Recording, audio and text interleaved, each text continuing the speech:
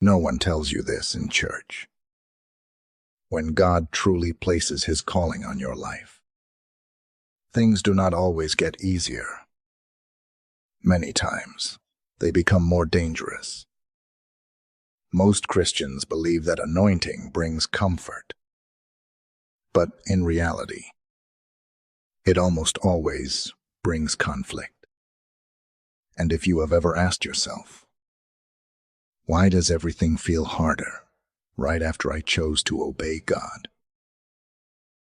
This is for you. Because if you do not understand what is happening spiritually, you will think God has abandoned you, or that you are doing something wrong, when in reality, He is confirming you. Because hell does not waste energy on the ordinary. It targets what God has chosen. So here are 5 signs that you are dangerously anointed. Number 1, you face unexplainable spiritual warfare. You did nothing wrong, yet suddenly you feel heavy, confused, drained.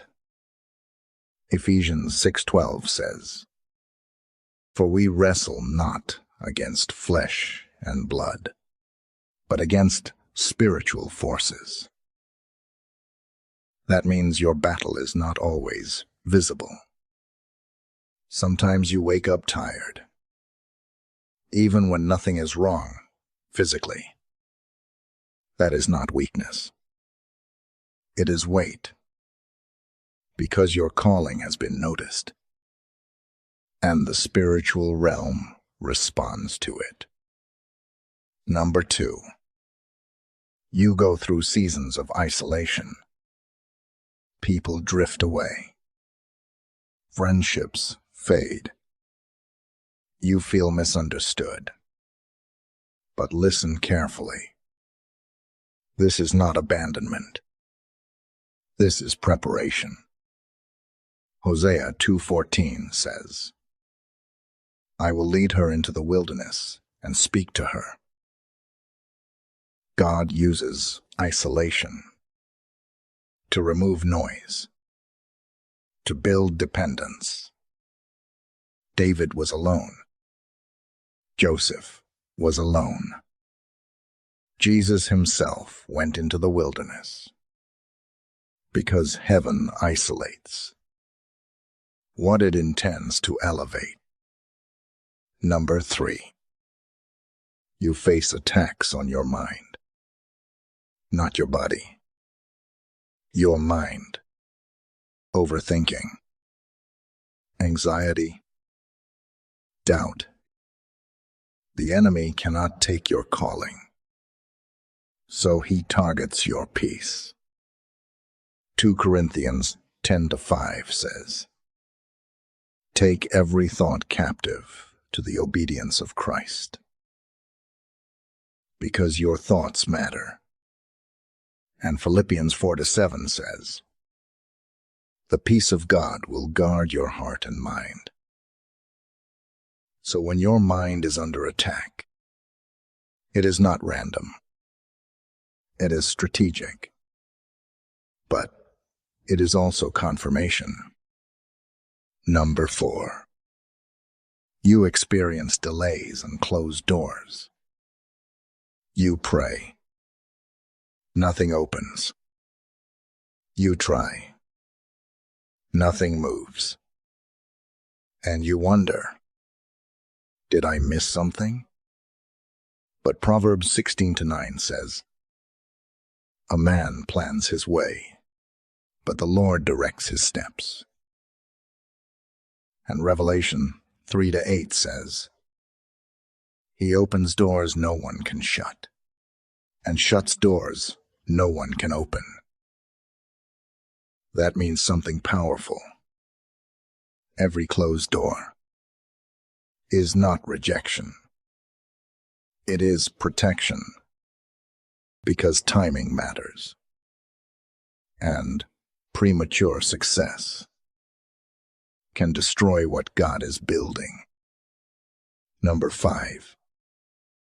You have an unbreakable purpose.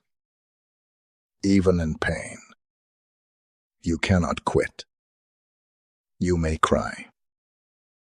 You may doubt. You may feel unworthy. But something inside you refuses to give up. 2 Corinthians 4-8 says, "We are hard-pressed on every side, but not crushed." That is anointing. It does not remove pain. It gives pain purpose. But listen carefully. This part is important. Not everything is spiritual warfare. Not every closed door is from the enemy. Sometimes it is your decisions, your lack of preparation, your growth process. And if you are dealing with constant anxiety or emotional exhaustion, do not ignore it. Some battles are spiritual. Some are mental. Some are physical. And wisdom is knowing the difference. Because following Jesus is not a curse. It is not constant suffering.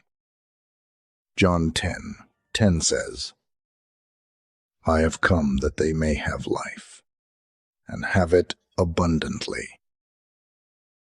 That includes peace, clarity, strength, even in the middle of the storm. Conclusion. So, if your life feels harder, right after choosing God, do not panic. Do not quit. Understand what is happening. Because pressure is not always punishment. Sometimes it is preparation. God is not destroying you. He is shaping you, strengthening you, positioning you. So stand firm, stay faithful, and trust the process. Because if you endure it, what God is building in you will be stronger than anything that comes against you.